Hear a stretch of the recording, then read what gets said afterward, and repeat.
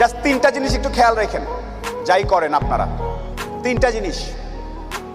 এক নাম্বার, পরিবার, বাপ মা ভাই বোন ঠিকঠাক আছে কিনা।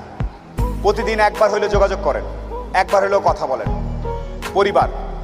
দ্বিতীয়ত, স্বাস্থ্য, নিজের হেলথ।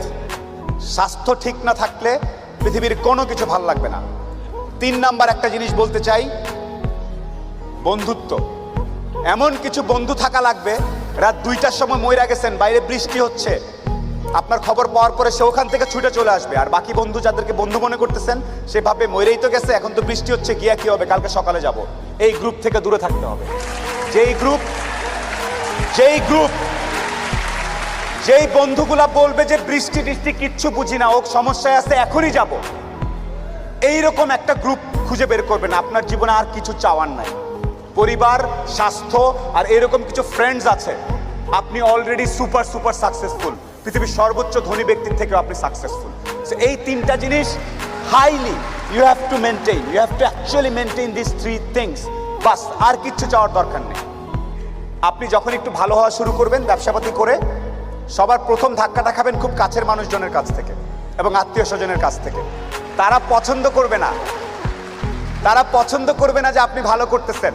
তারা পছন্দ করবে না আপনি ইকবাল ভাইয়ের অনুষ্ঠানে সেখানে তারা কথা বলতেছেন। আপনার কাছের লোকজন আপনাকে বলবে, ও তো ব্যবসা, ও তো নষ্ট হয়ে গেছে, রাত 12টার সময় আসে, কি করে না করে, অনেক কিছু বলবে। সফলতা আসলে মাথাটা ঠান্ডা রাখবেন। আত্মীয় স্বজন কে কি বলেছে এত টেনশন নেওয়ার কিছু নেই। আপনি যদি সৎ হন, আপনার ব্যবসা যদি ঠিক থাকে, আপনি আপনার মতো করে কাজ করবেন। আর সফল হওয়ার সাথে সাথে অনেক দুধের মাছি তৈরি হবে। দোস্ত, আমি জানতাম তুই কিন্তু সফল হবি, আয় দোস্ত আয়, বুকে আয়। এই গ্রুপ থেকেও সাবধান।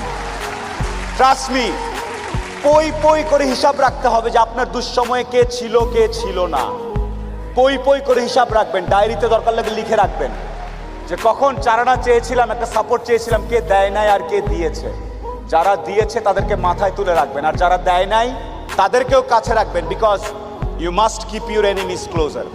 খুব কাছে রাখতে হবে যে কে কি। সো শেষ করার একটা কথা হচ্ছে যে আপনার ভালো অনেকেই দেখতে পারবে না। মানুষজন কখনোই, যত টাকাই হোক, যত ক্ষমতাশালী হোক, দিন শেষে একলা। যত কোটিপতি যাই হোক, দিন শেষে সে একলা।